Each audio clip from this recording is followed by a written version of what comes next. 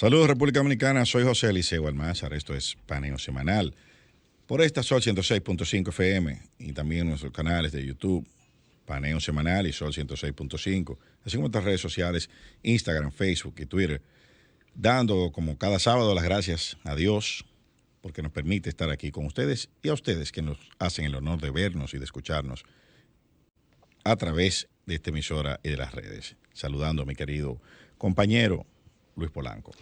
Muy buenos días, Eliseo, y muy buenos días a todos nuestros amables teleoyentes que nos regalan ese honor de su audiencia todos los sábados de 10 a 12 meridiano en este su programa Paneo Semanal, que como todos los sábados hacemos un paneo, pero este día es diferente porque es el último programa en vivo del año. Sí, pero antes de Luis, yo quiero hacer reiterar por este medio nuestras condolencias a mi querido amigo Silvino Estrella por el fallecimiento de su hija Verónica en el accidente aéreo ocurrido esta semana. Sí. En nombre de mío, de José, de Luis José también. Silvino es un gran amigo, compañero mío de estudios y su hija es compañera de mi hijo mayor.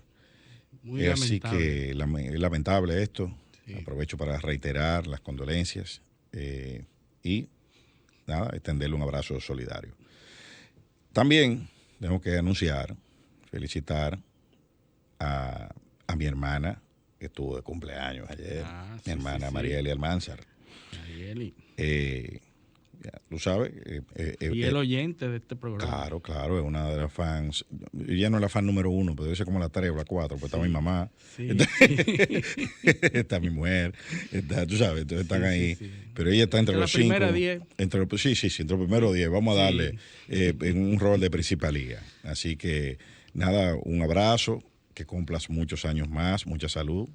Y tú sabes todo el cariño que te tengo y toda la complicidad. Mi hermana y yo no hablamos por Wi-Fi. O sea, nos miramos, ya sabemos que está transmitido el mensaje. Así que un abrazo, hermana. Un abrazo. Bueno, y comentaba que es el último programa del año. Se acerca la fecha navideña. Operación Lechón. El 24, el 25, que es cuando se celebra el nacimiento de Jesucristo.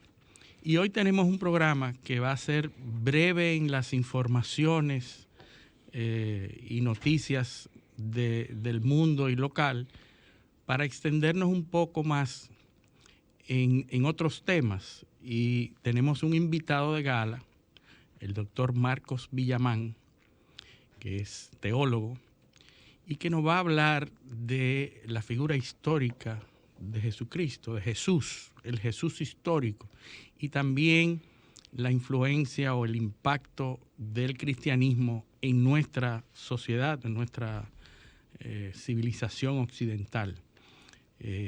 Vamos a tratar de compartir con el doctor Villamán estos temas que entendemos que son relevantes en esta época navideña, Eliseo. Pero algo bastante relevante en el plano local, que no tiene nada que ver con política. La segunda cosa más relevante, que la pelota. La pelota, correcto. Bueno, esto se ha puesto difícil ahora, lo de la pelota. Porque resulta que ahora hay que jugar el domingo, el Escogido de las Águilas, tienen que jugar un play-in. Uh-huh. ¿Por qué tienen que jugar un play-in? Porque la diferencia de juegos, agotado el calendario, los 40 juegos, el Escogido quedó a un juego de las Águilas, que es el cuarto lugar. Uh-huh. El importante cuarto lugar. Que yo creo que aquí todo el mundo en este país sabe. Sí, somos expertos. Que son 6 equipos en la regular y 4 pasan a round robin. Sí. O sea, hay una regla. Pero que es lo mismo, 2 se quedan fuera. 2 se quedan fuera. Claro, exactamente. Eso le gusta más al fanático. Sí. Fulano se quedó fuera. No pasaron 4. Pues no importa quiénes son los otros 3 que pasan, después del tuyo. Sí, sí, sí. Al fanático le importan 2 cosas: que el suyo quede entre los primeros 4 y que el que él odia quede afuera. Quede afuera Sí. con su respectivo bullying. Inmediatamente eso sucede, ya no le importa lo que suceda, pasa de ahí en adelante. Sí. Porque el otro pierde la autoridad moral para hacerle bullying. Sí. Entonces, hay que jugar ese jueguito de play-in. Otra cosa que puede suceder es un triple empate. En cuarto. No, en el primer lugar con 22-18. ¿Entiendes? No, en segundo lugar, perdón, segundo, porque ya las estrellas tienen 23-17. Pero en el segundo pueden quedar empatados con 22-18. Sí. ¿Entiendes? O sea que la cosa se puede poner complicada. Sí. Bueno, un regalo para los dominicanos. Sí, el sufrimiento es hasta el último minuto. Hasta el último, correcto. Entonces, son 40 juegos. Esta es una temporada recortada. La anterior fueron 30 solamente. Este año son 40. Usualmente son 50 juegos. Ya. ¿Entiendes? O sea, y nada, los equipos están jugando tremendo. O sea, a las Águilas se le ha apagado el bateo a última hora. Tienen 2 juegos de baja anotación a la hora de la verdad. Ayer perdieron 3-1. También. Gracias a Dios. Sí, claro. Es muy malo. Yo estoy muy apesadumbrado por eso. Todo lo contrario. Y somos liceístas. No, imparciales. Imparciales. Hablamos de los gloriosos Tigres Licey, 22 veces campeones nacionales, decacampeones del Caribe. Y también del mejor equipo del Cibao, que son las Águilas. Sí, y los demás. Y también existe el Escogido, los Toros, hay más equipos. Pero usualmente son esos 2, los mejores del Cibao y los mejores del Caribe. Eso somos nosotros. Así es. Entonces, bueno, eso le imprime mucha emoción. El dominicano se desconecta realmente. Ahora con este ingrediente que es relativamente nuevo en los últimos 10 años en las redes sociales. El bullying, los memes, son una cosa terrible. Y todo eso que se hacía en el estadio antes, ahora se hace en las redes. Sí. Es increíble la cantidad de cosas. Yo creo que tiene una función social.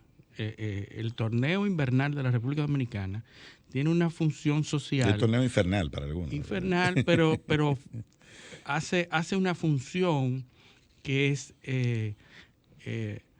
tratar de encauzar todos los ánimos y todas las amarguras del pueblo, y entonces ya la gente de pronto comienza a perder interés en los partidos políticos, en los corruptos. No, porque la pelota está asociada a la Navidad, a las regalías. Sí. Es una época del año que la gente como que, y el principio del año definitivamente también, si no hubiera pelota, las cosas fueran más tétricas en este país, porque entonces no habría nada en qué entretenerse y entonces la gente volvería a demandar justicia y cárcel a los corruptos y todas esas cosas. Sí, bueno, cuando hay pelota no se necesita justicia. No se necesita. Ni hay desigualdad social. Es que este torneo hace las funciones del circo. Claro. Y encausa todas las amarguras. Ni el precio del combustible. Y la gente se queja de lo mismo. Subieron la boleta, esto, lo otro, pero el estadio lleno. Lleno. O sea, la gente va allá para poder quejarse. Así es. Y yo fui a comprobarlo con mis propios ojos allá. Sí. Lo cara que está en la boleta. Entonces él fue allá, se bebió un litro whisky. Dijo, yo gasté 10,000 pesos y el play. ¿Tú sabes lo que es eso? Voy mañana otra vez. Sí, entonces, es así. Esa es la misma queja todos los años. Yo tengo más de 20 años oyendo lo mismo. Oyendo, sí. La misma cosa y el estadio lleno. Porque van como si fuera un trabajo, tú sabes. A mí me dijo una vez un fanático, yo saliendo del estadio, me dice que esta gente de tu equipo son unos desgraciados.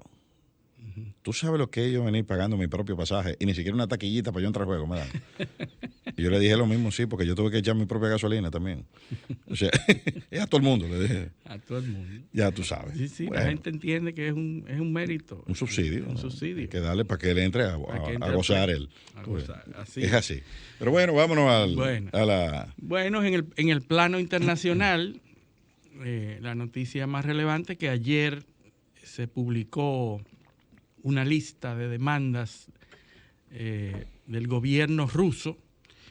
Ya hemos hablado en este programa muchas veces del conflicto que se escenifica en Europa con la movilización de tropas rusas en las fronteras de Ucrania, y que esta movilización ya está despertando todas las alarmas internacionales en Estados Unidos, en Europa, porque Rusia aparentemente amenaza con una incursión militar a Ucrania. Ya Estados Unidos ha avanzado, porque hay que decir que las guerras se escenifican primero ahora en las redes y en la opinión pública. Ahora hay tantos medios de comunicación que las guerras y los conflictos primero ocurren en las redes, y depende mucho del escenario y la narrativa y la retórica que se maneje. Depende de esa retórica el resultado militar o no. Es decir, si el conflicto llega a escenificarse de manera militar, depende mucho de cómo se maneje esa retórica en los medios de comunicación. Y por eso es que vemos que Estados Unidos, el discurso del presidente Biden, fuerte y decisivo en contra de Rusia y amenazante en cuanto a sanciones, y asimismo Europa, también la Unión Europea, demanda el retiro fuerte y decisivo de las tropas rusas, y Rusia ayer hace lo propio, publicando una lista de 8 demandas que ellos plantean para que se disipe el conflicto entre Rusia y Ucrania. La realidad es que es estratégico. Rusia está tratando de mejorar su influencia, su liderazgo hacia Europa. Hay toda una serie de conflictos y de situaciones con el suministro del gas.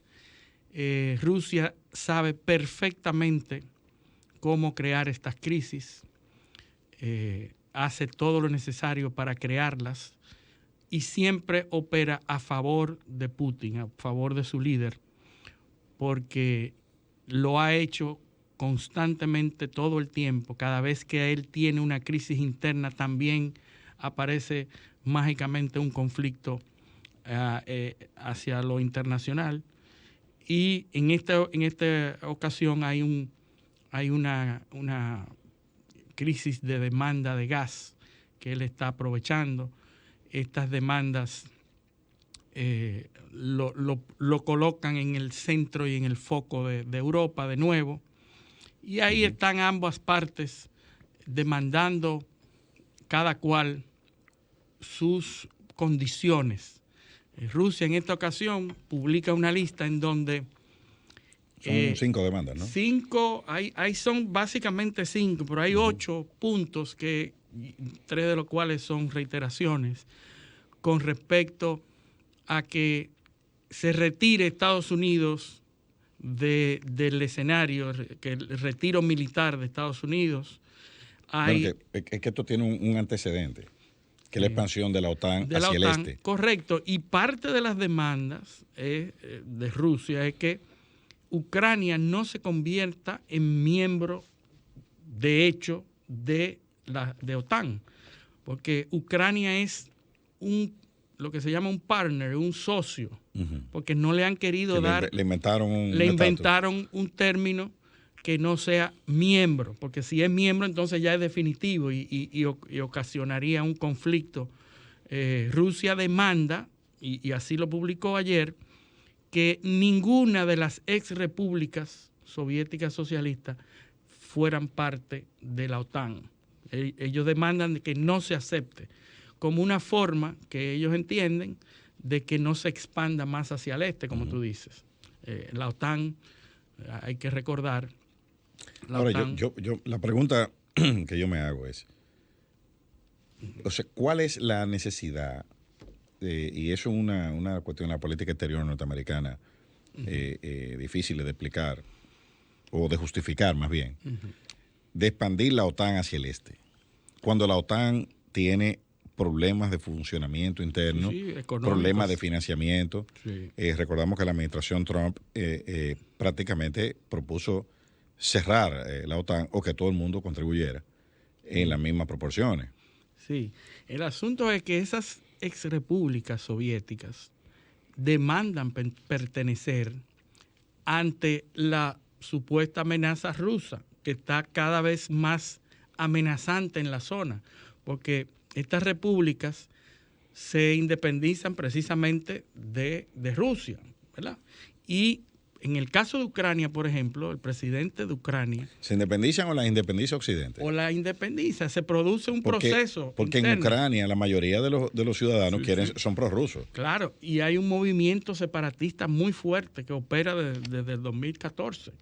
Exacto. El movimiento separatista a lo interno de Ucrania es increíble. Pero los ciudadanos son prorrusos. Sí, por eso es que es fuerte. Ese es el problema. En lo que se está hablando. ¿Quién lo está financiando a los separatistas? Bueno, ahí es que está el detalle. No sabemos, pues probablemente Estados Unidos con sus guerras proxies haga, eso es parte de la política, eso es parte del gasto norteamericano, tanto en Siria, en Europa del Este y en todas partes, así es que opera.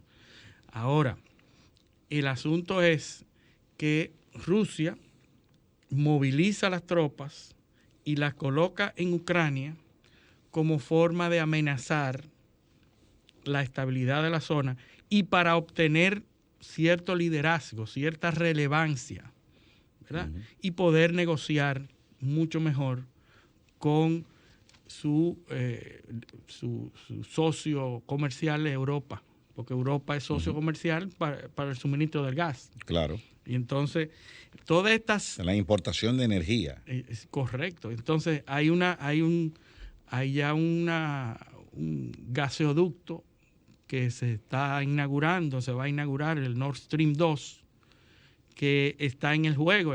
Europa está a punto de meterse el cuchillo, porque entonces dice, vamos a establecer sanciones comerciales contra Rusia y vamos a impedir el funcionamiento del Nord Stream 2, pero Europa lo necesita. Europa no pudiera vivir sin ese suministro. Bueno, pero ahí entonces, volvemos otra vez. ¿cómo es que vamos a hacer sanciones económicas si las estamos necesitando? Entonces vienen los Estados Unidos y la retórica que se maneja. Europa acaba de anunciar también posiciones muy fuertes en contra de Rusia. Reino Unido, Francia y Alemania, juntos, hicieron una declaración conjunta en contra de Rusia, amenazando con sanciones económicas. Pero volvemos otra vez al punto. O sea, ¿quiénes son los que están en la línea de tiro aquí? Son los alemanes. Sí. Porque Francia tiene su problema energético resuelto con centrales nucleares y tiene un lobbying fuerte para reclasificar la energía nuclear, que es lo que hemos hablado. Sí. Estados Unidos no tiene problema porque tiene reserva de gas natural, tiene petróleo, tiene su canasta de dependencia energética resuelta. Y lo mismo es Reino Unido. Entonces, ¿quiénes son los que están en la línea de tiro aquí? Son los alemanes, que son los que tienen los mayores niveles de vulnerabilidad con el gas ruso. La dependencia del gas. Entonces, ahí aquellos están presionando para que se tomen medidas que no lo van a afectar o que lo afectarían menos. O sea, ahí es que está el juego de poder, y Putin lo sabe. Putin tiene de rehén a los alemanes. Sí. O sea, es una... Nada más y nada menos que los alemanes. Nada más y nada menos que los alemanes, que son la economía más grande de la Unión Europea. Así es. Son los que deciden prácticamente qué se va a hacer, los que cortan el bacalao, como dicen los españoles. Sí. Esos son los... Entonces, ahí hay un tema difícil. Es un duelo de titanes entre Rusia, que casualmente publica su reunión exitosa con Xi Jinping en esta semana que pasó. Claro.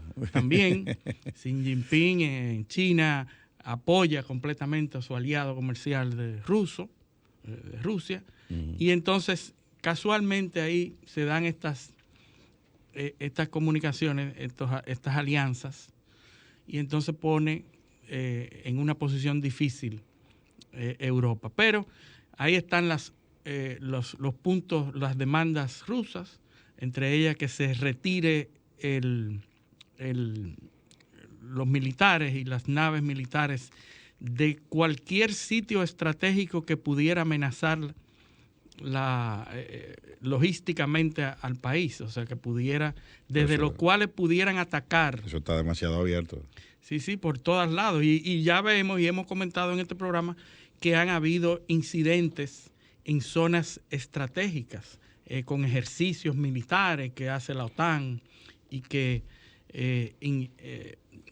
incurren en aguas territoriales de uno u otro. Ahí está la península de Crimea también como punto de dominio ruso. De manera que ahí está el escenario. Yo en lo personal pienso que no va a pasar de ahí. Todo yo creo que es una retórica de ambos lados, de ver quién enseña los músculos, correcto. Mira, y otro aspecto en el plano internacional que preocupa, hay un artículo de Paul Krugman en el New York Times, salió antes de ayer, creo que fue, 16, sí, antes de ayer, donde habla del tema de la inflación en los Estados Unidos. Sí.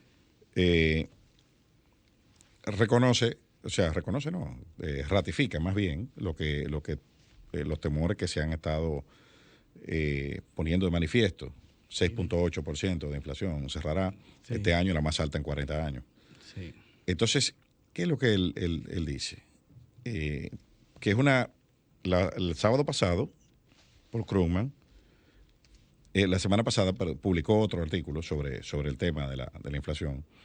Está trabajando ese tema y él dice de forma muy inteligente que la inflación puede que no tenga un impacto significativo en la economía, pero produce un impacto emocional que es difícil de cuantificar y por ende sus efectos son difíciles de prever.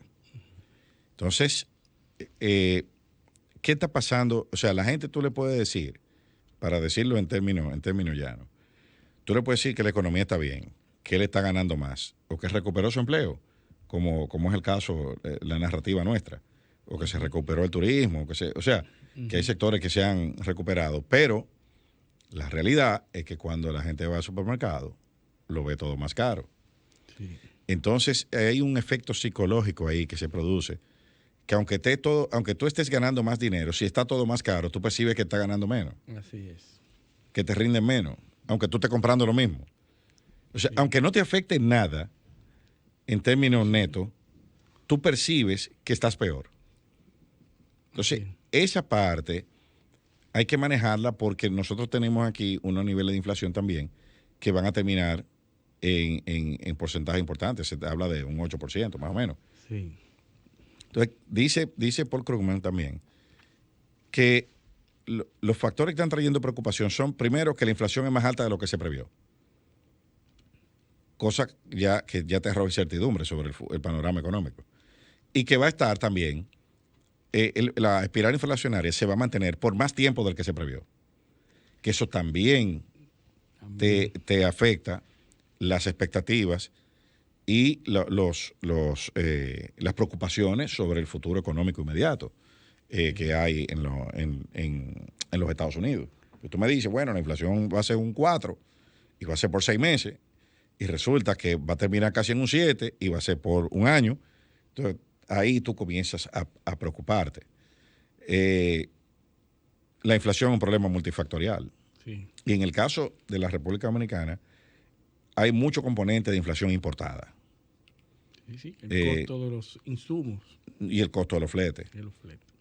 El costo de los fletes es altamente inflacionario porque, por las reglas de comercio internacional, los cálculos para fines, la base de cálculo para fines de impuestos tienen que incluir los fletes. Entonces, al los fletes dispararse, las bases de cálculo para fines de ITEVI y los demás derechos aduaneros que se pagan, sube. Eso es un aumento automático. Sí. Que afecta por partida doble. El costo por unidad, por flete, y además el costo de impuestos por producto. O sea, porque el comerciante, el importador, tiene que transferirlo para poder entonces reponer los inventarios. Sí. Entonces, es un problema hay sectores en Estados Unidos que tienen inflación de hasta 30%. El sector, por ejemplo, de los vehículos usados. O sea, ahí hemos visto Increíble. 31% de inflación. El sector hotelero tiene más de un 25% de inflación. O sea, y eso los analistas, en principio, las previsiones eran que se mantuviera focalizada en unos cuantos sectores, pero ahora ya está viendo un efecto de contagio y la cadena económica está reaccionando ya completa al tema de la inflación. Eso es de cuidado. Hay que decir que el sector financiero está reaccionando, aumentando las tasas de interés, que es una de las medidas que se toman para reducir la bueno, inflación. Es que, como te decía, la inflación es multifactorial. ¿Qué está pasando en Estados Unidos? Aumento del precio de la mano de obra. Ese es uno. Dos, todo ese dinero que salió a circular. Los estímulos. Eso está produciendo un aumento de la demanda de bienes y servicios, porque ya la gente no está confinada. Ya la gente está empezando a salir. Tiene dinero, me cuesta más dar servicios porque el empleado me cuesta más. Aumenta los precios. Entonces, necesariamente tiene que haber un aumento de precios. Además de que si a eso tú le sumas que la importación de productos del principal socio comercial o del principal origen, que es China, también se ha disparado el precio del flete y de muchas materias primas. Entonces ya tú tienes ese tema multifactorial ya está dado. Al principio cuando estábamos en pandemia, no se produjo una espiral inflacionaria. ¿Por qué? Porque solo estaba presente uno de los factores, que era el dinero. Sí. La gente tenía el dinero de los estímulos en su casa, pero no podía hacer nada. No podía comprar porque por más que comprara en línea, por más electrónico que comprara, hay un límite en la oferta. Pero ahora no. Ahora todo el mundo está suelto, haciendo su vida normal. Y entonces hay un aumento en la demanda de servicios, un aumento en los precios de la mano de obra, y eso necesariamente... Los expertos llaman un rebote, porque está rebotando desde un declive de la actividad económica, ahora está rebotando de nuevo. Pero también eso viene unido a un ambiente político muy caldeado en los Estados Unidos, bueno, que comenzó con el proceso electoral, donde, como dijimos, me parece que era el sábado pasado que estábamos hablando de eso, todavía 2/3 partes de los que votaron por Trump entienden que la elección fue fraudulenta. Recordemos que ese es el tercer golpe que recibe el sistema electoral de credibilidad en los últimos 20 años. Recordemos que el primer golpe fue el de Bush, donde se decidió en un tribunal. Al Gore perdió. Se decidió en un tribunal la elección, no en las urnas. Fue una sentencia. Ese fue el primer golpe. El segundo golpe es la elección de Trump, que fueron los mismos demócratas los que arrojaron incertidumbre sobre el sistema electoral. Y ahora el tercer golpe es la elección de Biden, donde son los republicanos los que cuestionan. Eso está cuestionado por todo el mundo. Ahora. O sea, ya la base de credibilidad, ahí se perdió, de credibilidad institucional. Sí. Es que básicamente, como en alguna ocasión hablábamos de la democracia, cuando los márgenes son tan pequeños, se producen todos estos procesos de cuestionamiento, porque la población norteamericana está polarizada completamente, casi 50-50, entre los que creen fanáticamente a favor de los republicanos y Trump, porque Trump es un fenómeno no necesariamente republicano, y los que se oponen a Trump y que son demócratas. Sí. Y entonces, al estar completamente polarizada y fanatizada, radicalizada. Así es. Ese es el problema que estamos viendo. Y es un proceso que lo hemos hablado. Complejísimo. Muy complejo. Así que, bueno, pero tenemos que irnos a nuestra primera pausa, Luis. Así que vámonos a nuestra primera pausa. Esto es Paneo Semanal. Mantengan la sintonía. Paneo, paneo, paneo.